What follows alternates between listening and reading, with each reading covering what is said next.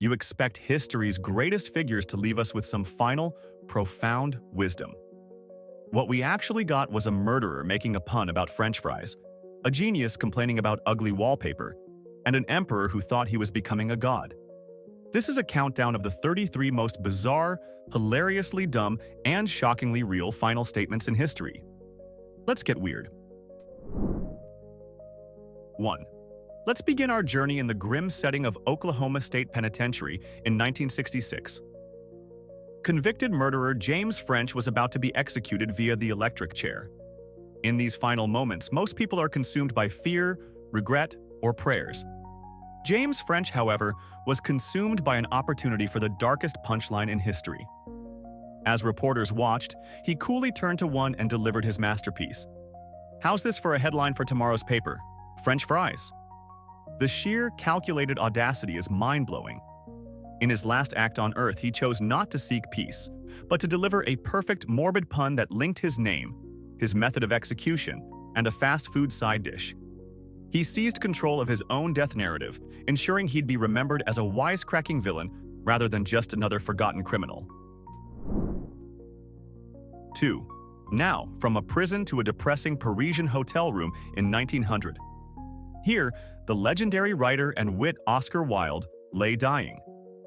After a spectacular fall from grace that left him bankrupt and exiled, his final days were spent in squalor, a cruel joke for a man who worshipped beauty.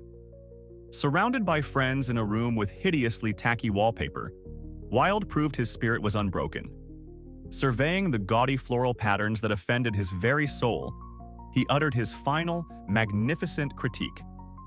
Either that wallpaper goes, or I do. Even while succumbing to meningitis, his priorities were clear. It wasn't about God or the afterlife, it was about aesthetics. It was the most fittingly dramatic, hilariously snobbish exit imaginable for a man who famously said, "I have nothing to declare except my genius." 3. If you thought the last one was odd, this next one completely derails the train of logic. In 1996, convicted murderer James Tyberge was facing lethal injection. His final statement began as you might expect, with a touching and solemn message to his loved ones. "I love my family," he said, a moment of heartfelt connection before the end. And then, without any warning, context, or explanation, he concluded with a single, baffling word: potato. That was it. No follow-up, no hidden meaning that anyone could decipher. Just potato. It has become a legend of weird history. Was it a secret code? A sudden, absurd memory? A complete short circuit of the brain under extreme stress? We will never know, and that's what makes it a masterpiece of historical absurdity, leaving everyone to forever wonder about the final potato. 4. Dylan Thomas was the rockstar poet of his generation, a Welsh wordsmith whose voice could mesmerize and whose appetite for alcohol was the stuff of legend. His life was a whirlwind of brilliant poetry and chaotic, self-destructive binges. So it's tragically on brand that his final words weren't a line of verse, but a final scorecard. After a colossal drinking session at the White Horse Tavern in New York in 1953, he stumbled back to his hotel room and proudly announced to his assistant, "I've had 18 straight whiskeys. I think that's the record." Shortly after this boast, he collapsed into a coma and never recovered. He didn't rage against the dying of the light. He bragged about his high score in the game of drinking himself to death. It's a grimly perfect epitaph for a tortured genius. 5. King George V was the stoic, no-nonsense monarch of the British Empire, a man not known for his sunny disposition. As he lay on his deathbed in 1936, his physicians tried to offer him a comforting thought. They suggested that soon he might be well enough to recuperate in his beloved seaside resort of Bognor Regis. The king, hearing this, summoned his last bit of energy not for a final word of wisdom to his heir, but for a burst of pure, unadulterated crankiness. He reportedly growled, "Bugger, Bognor," and then expired. It's so wonderfully human. In his final moments, faced with the prospect of cheerful small talk about a vacation, the king simply couldn't be bothered. He chose to go out on a note of magnificent, grumpy honesty. an icon for curmudgeons everywhere. 6. Dr. William Palmer, a respected physician in 19th century England, had a rather nasty hobby: poisoning people for their insurance money. He was suspected of killing at least 14 individuals, including his own wife, brother, and mother-in-law, all while maintaining a respectable facade. When justice finally caught up with him, he was sentenced to a public hanging in 1856.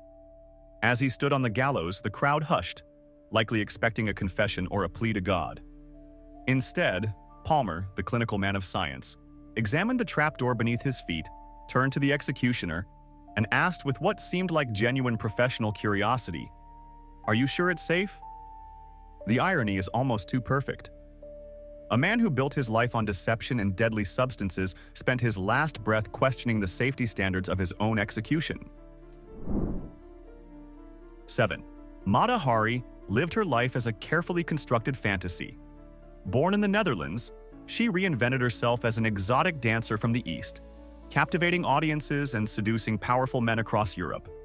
So when she was convicted of being a spy for Germany during World War I and sentenced to death by a French firing squad, she made sure her final act was as theatrical as her life. On that cold morning in 1917, she refused the blindfold, wanting to face her end. As the 12 soldiers took aim, she smiled, raised her hand to her lips, and blew them a final, defiant kiss, reportedly saying, "Merci, monsieur." It was a gesture of pure performance, transforming a brutal execution into a legendary final scene. She wasn't a victim, she was the star of her own show, right up until the final curtain fall. 8. In ancient Rome, becoming an emperor came with a fantastic retirement plan. After you died, you often got promoted to god status. Emperor Vespasian, a pragmatic and witty ruler from a humble background, was fully aware of this absurd tradition. As he lay dying from a fever in 79 AD, he felt his life slipping away. But instead of despair, he saw the humor in his impending deification. Surrounded by his attendants, he delivered one of history's greatest deadpan one-liners. "Vai, puto deus fio," he said, which beautifully translates to, "Oh dear, I think I'm becoming a god." He was mocking the very pomp and circumstance of his own imperial legacy, essentially rolling his eyes at his own ascension to divinity. It was the ultimate mic drop from a leader who never took himself too seriously. 9. H.G. Wells was a man who saw the future. He gave us time machines, alien invasions, and invisible men. His mind operated on a cosmic scale, imagining the grand sweep of human and planetary destiny. But when his own destiny arrived in 1946, his final thoughts weren't about the cosmos. As he lay dying, surrounded by concerned loved ones, he slipped into a coma. At one point, he briefly regained consciousness, saw the worried faces peering down at him and grumbled, "Go away, I'm all right." Then he slipped away for good. The grand visionary, the prophet of science fiction, ended his story not with a profound revelation, but with the universally relatable grumpiness of a man who just wants to be left alone. It's a wonderfully humanizing final statement from a mind that so often dwelt among the stars. 10.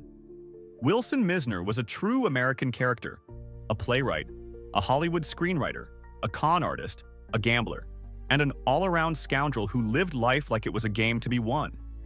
His wit was as legendary as his schemes. So when a priest came to his deathbed in 1933 and said, "I'm sure you want to talk to me," Mizner saw one last opportunity for a clever comeback. Instead of contemplating his soul, he approached the situation with a strange gambler's logic, asking, "Why should I die? I've never done it before." It's a perfect encapsulation of his personality. For a man who had tried everything, death was simply the one experience he hadn't yet checked off his list. It was a final, brilliant deflection, treating the Grim Reaper not as a fearsome entity, but as an overrated new fad he wasn't yet sold on. 11. Voltaire was the undisputed heavyweight champion of the Enlightenment.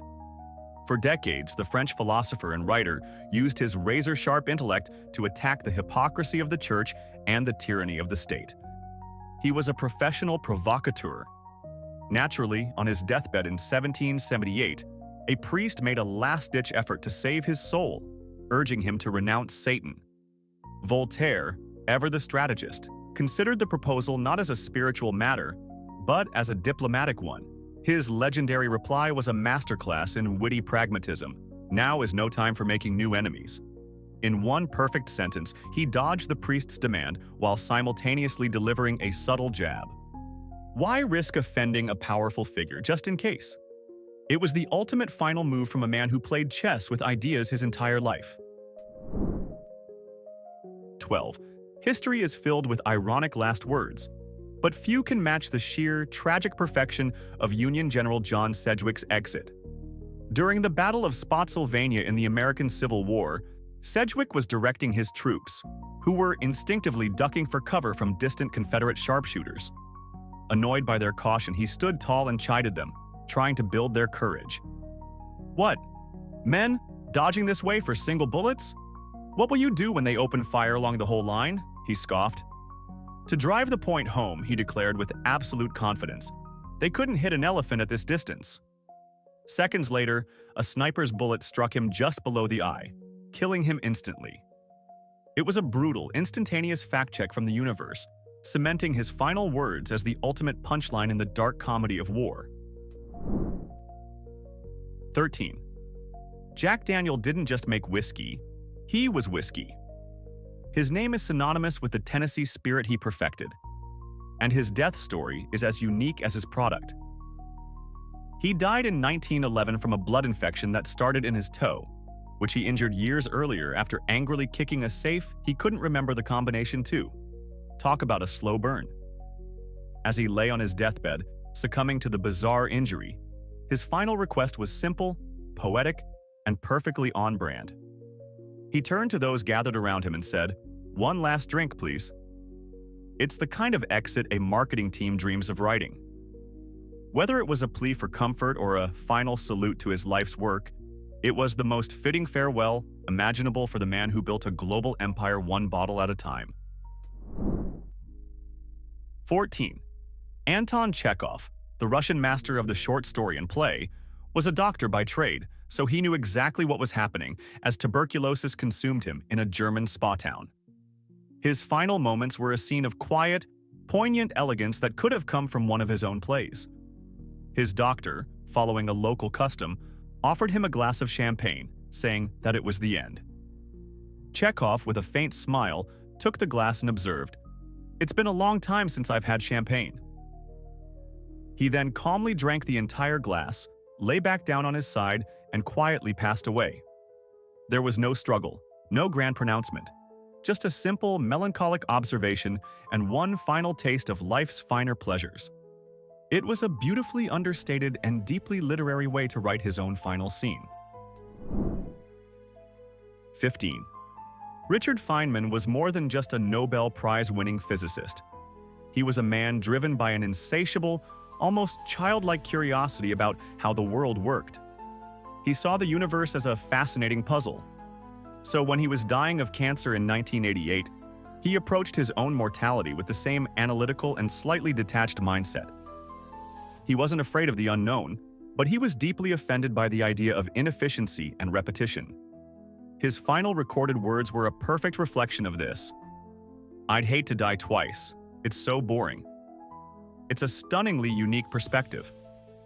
For Feynman, the tragedy of death wasn't the end of consciousness, but the sheer tedium of the process. It was the final, brilliant thought of a mind that simply refused to stop questioning everything, right up to the very end.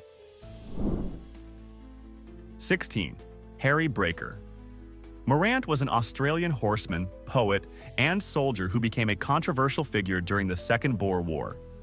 He was court-martialed by the British for executing prisoners of war and sentenced to death by firing squad. Right to the end, Morant maintained he was just following orders. As he stood before the rifles in 1902, he refused a blindfold and displayed an astonishing level of defiant grit. He looked the executioners square in the eye and shouted his final command, "Shoot straight, you bastards! Don't make a mess of it!" It was an incredible act of taking control in a situation where he had none. He wasn't a victim begging for his life.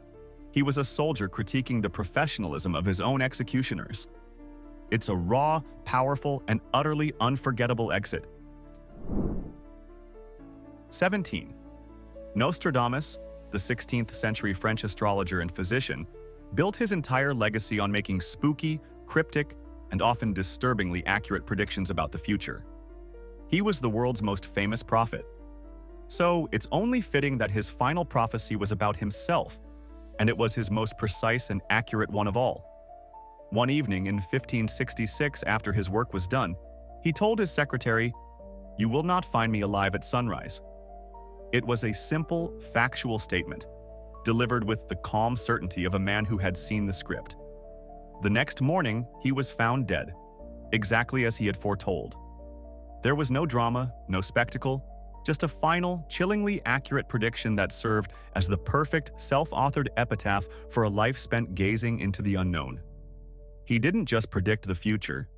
He lived long enough to prove himself right one last time. 18. The Barrymore family was American acting royalty, and John Barrymore was its most flamboyant and legendary star. Known for his great profile, his Shakespearean roles, and his epic offstage debauchery, he lived life as if it were a grand theatrical performance. So when he lay dying in 1942 and a friend leaned in to comfort him, he couldn't resist one last dramatic scene. His friend likely said something comforting like, "You are dying." Barrymore, summoning a final flicker of his famous theatricality, scoffed at the idea. "Die? I should say not, dear fellow," he replied with mock indignation. No Barrymore would allow such a conventional thing to happen to him. It was the ultimate actor's exit, denying the reality of his own death by framing it as a cliché, something too boring and commonplace for a star of his magnitude. A perfect final curtain call. 19. Elvis Presley was the king of rock and roll, a larger-than-life figure whose every move was scrutinized by the public. He lived in the spotlight, a whirlwind of music, movies, and screaming fans. But his final moments in 1977 were shockingly mundane, a stark contrast to his spectacular life. After a late night out, he told his then-girlfriend Ginger Alden that he was having trouble sleeping. In the early morning hours, he got up and said, "I'm going to the bathroom to read." Those were his last known words. It's a statement so ordinary, so utterly human, that it's almost surreal. The man who changed the course of popular music, the icon whose image was practically mythical, spent his final moments like any other person seeking a quiet moment of solitude. The king's grand exit wasn't a spectacle, it was a quiet trip to the bathroom. 20. Karl Marx, the philosopher and revolutionary whose ideas reshaped the 20th century, was a man of immense intellectual depth and, frankly, not much patience for sentimentality. He spent his life writing thousands of pages of dense theory about economics, history, and society. When he lay dying in London in 1883, his housekeeper, likely hoping for some profound final insight or a memorable quote for the ages, asked if he had any last words. Marx, ever the grumpy intellectual, was apparently annoyed by the very question. He reportedly retorted, "Last words are for fools who haven't said enough," and then turned his face to the wall. It was the most Karl Marx response possible, a final, dismissive critique of the entire tradition of last words, delivered by a man who was confident he had already made his point. 21. Thomas Edison was a titan of innovation, a relentless inventor who gave the world the light bulb, the phonograph, and the motion picture camera. He was a pragmatist, a man of circuits, chemicals, and tireless experimentation. But his final words suggest that in his last moments, he saw something beyond the material world he had worked so hard to master. After being in a coma, he awoke, opened his eyes, and looked off into the distance as if seeing something no one else could. He then said with a sense of calm wonder, "It is very beautiful over there." It's a startlingly poetic and mysterious statement from a man known for his practical, scientific mind. What did he see? We'll never know, but his final words offer a tantalizing glimpse into a peaceful, beautiful unknown, as perceived by one of history's greatest minds. 22. Emperor Nero had a flair for the dramatic. He fancied himself a great artist, a singer, a poet, a musician, far more than a competent ruler. His reign was marked by extravagance, paranoia, and persecution, but in his own mind, he was a misunderstood creative genius. When he was declared a public enemy by the Senate and forced to flee, he found himself cornered and facing an ignominious end. Realizing his time was up, he prepared to take his own life. But his final thoughts weren't of his failed empire or the people he'd wronged. They were of his wasted artistic talent. As he plunged a dagger into his throat, he lamented, "Qualis artifex pareo? What an artist dies in me." It's a breathtaking display of narcissistic self-pity, a perfect encapsulation of a man who saw his own life as the ultimate tragic performance. 23. Jean-Philippe Rameau was one of the giants of French Baroque music, a brilliant and notoriously cantankerous composer. He was a perfectionist, a man whose entire life revolved around the precise and correct application of musical theory. This obsession with musical accuracy did not leave him, even on his deathbed in 1764. As a priest sang the final rites by his bedside, Rameau, ever the critic, was apparently offended by the clergyman's poor vocal performance. Mustering his last ounce of strength, he interrupted the Holy Sacrament to scold the priest, saying something to the effect of, "What the devil are you singing to me, priest? You are out of tune." His final act on earth was to give a musical critique. It's a hilariously fitting end for a man who dedicated his life to harmony and simply could not tolerate a single false note. 24. Coco Chanel was more than a fashion designer. She was an icon of the 20th century who revolutionized the way women dressed and lived. She built a global empire on a foundation of elegance, simplicity, and fierce independence. She worked tirelessly her entire life, designing her final collection right up to her last days. On a Sunday evening in 1971, at the age of 87, she returned to her lavish apartment at the Hotel Ritz in Paris after a walk. Feeling unwell, she lay down on her bed and uttered her final, pragmatic words to her maid. "You see, this is how you die." It was not a cry of fear or a whisper of regret, but a simple, almost instructional observation. As always, Chanel was in control, analyzing and defining the moment, even the moment of her own death, with a stark, unsentimental, and chic finality. 25. Henry David Thoreau was a man who sought to distill life to its absolute essentials. The philosopher, naturalist, and writer famously lived in a cabin at Walden Pond to connect with the raw, unfiltered truth of existence. His writing is a deep, thoughtful exploration of nature and humanity's place within it. So, when his life, ravaged by tuberculosis, was finally reduced to its own essential end in 1862, his last words were as cryptic and elemental as his philosophy. As his family gathered around him, he began to murmur a few words.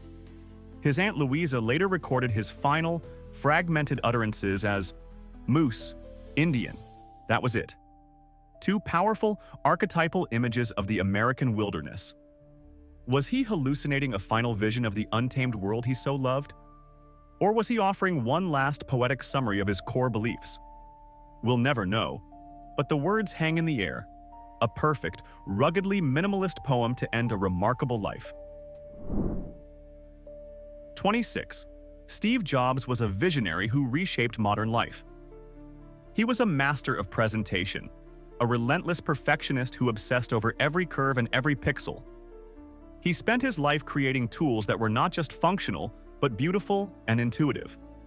But when he faced his own end from pancreatic cancer in 2011, the complex man of technology and design uttered something incredibly simple and profound. According to his sister Mona Simpson, who was at his bedside, his final words were a short, repeated phrase. He looked past his family and into the distance and said with a sense of awe, "Oh, wow! Oh, wow! Oh, wow!" From a man who spent his life showing us the future, this final review is incredibly powerful. It suggests that whatever he saw in his final moments was not just acceptable, but utterly, breathtakingly amazing. The ultimate product review from the ultimate innovator. 27. George Washington was the stoic, unshakable foundation of the United States. He was the general who won the Revolution and the president who defined the office. He was a man of immense discipline and control, both in public and in private. This unwavering character was present right to the very end. As he lay dying from a throat infection in 1799, he was meticulously involved in his own final hours, even taking his own pulse. After giving his final instructions to his secretary, he checked his pulse one last time, and with the calm reassurance that defined his life, he uttered his final words, "'Tis well." It was a statement of completion, of a job done, of a life lived according to his own rigorous standards. There was no fear, no grand pronouncement, just a simple, powerful declaration that everything was in its proper place. He faced death with the same steady resolve he had faced the British Army. 28. George Orwell, the author of dystopian masterpieces like 1984 and Animal Farm, was a man acutely aware of the harsh, often ugly realities of life. His work is a testament to his unflinching honesty about politics, society, and human nature. He died young at the age of 46 from tuberculosis, but his mind remained sharp and analytical to the end. One of his last written lines, found in a notebook near his deathbed in 1950, serves as a fittingly stark final thought. At 50, everyone has the face he deserves. It's a classic Orwellian statement, blunt, judgmental, and profoundly insightful. It suggests that our lives, our choices, and our moral character are ultimately etched onto our very features for the world to see. It was a final, cold observation on the nature of truth from a man who spent his life trying to tell it. 29. Leonardo da Vinci was the quintessential Renaissance man. A genius painter, sculptor, architect, musician, scientist, inventor. The list is staggering. His ambition was boundless, as was his talent. Yet, as he lay dying in France in 1519, he was filled not with a sense of accomplishment, but with a profound sense of failure. According to the biography by Giorgio Vasari, Leonardo's final words were a confession of his own perceived inadequacy. He reportedly said, "I have offended God and mankind because my work did not reach the quality it should have." It's an absolutely mind-boggling statement from the man who painted the Mona Lisa and the Last Supper. It reveals a level of perfectionism so impossibly high that even one of history's greatest geniuses felt he had fallen short. It's a humble, heartbreaking, and deeply human end to a near-divine life. 30. Douglas Fairbanks Sr. was Hollywood's first action hero. He was the swashbuckling star of the silent film era, famous for his athletic stunts, dazzling smile, and boundless on-screen energy. He was Zorro, Robin Hood, and the Thief of Baghdad. His public persona was one of eternal youth and invincible vitality. Tragically, this image made his final words incredibly ironic. In 1939, after suffering a heart attack, he seemed to be on the mend. Just before falling asleep for what would be his final time, he remarked with his characteristic optimism, "I've never felt better." He died in his sleep hours later. It was a final, unintentional performance of the cheerful, unbeatable hero he had always played on screen. His words were a testament to his fighting spirit, even as his body was quietly giving up the fight. 31. Humphrey Bogart was the epitome of cool. The legendary actor, famous for his tough guy roles in classics like Casablanca and The Maltese Falcon, cultivated an image of cynical, hard-drinking masculinity. He was rarely seen on or off screen without a cigarette and a drink in hand. As he was dying from esophageal cancer, a disease likely caused by his heavy smoking and drinking, his famous wit remained intact. According to his wife, Lauren Bacall, his last words were a perfect, wry commentary on his own life choices. He lamented, "I should never have switched from scotch to martinis." It's a classic Bogart line, dry, sardonic, and deflecting from the grim reality of the situation with a touch of gallows humor. He faced the end not with fear, but with the same cool, sarcastic demeanor that made him a Hollywood legend. 32. Winston Churchill was a colossal figure who steered Britain through its darkest hour. He was a statesman, an orator, a writer, and a man of immense appetites and indomitable will. He lived a life of constant struggle, from the battlefields of his youth to the halls of Parliament. After a long and monumental life, he suffered a severe stroke at the age of 90. As his health failed, and the world he had fought so hard to save moved on, the great warrior finally conceded defeat. His last words before slipping into a coma from which he would not awaken were simple, tired, and deeply resonant. "I am bored with it all." The man who had rallied a nation with speeches of defiance and victory had simply had enough. The fight was over, and the great Lion of Britain was finally ready to rest. 33. King Zog. The first of Albania was a character larger than life. He began as a tribal leader, became prime minister, then president, and finally crowned himself king. He survived over 55 assassination attempts, giving him a reputation for being practically indestructible. He was also a chain smoker of legendary proportions, reportedly consuming over 200 cigarettes a day. This lifelong habit ultimately led to his death from cancer in 1961 while in exile in France. Even in his final moments as his body was failing, his priorities remained firmly fixed on his one true love. Seeing a new carton of cigarettes being brought into the room, he reportedly gestured towards them and said, "I see we have some new cigarettes. Bring them here." It was the final command of a king whose kingdom had been reduced to the contents of his nightstand. A true addict to the very, very end. A list of 33 is never enough for centuries of human absurdity. So now it's a challenge.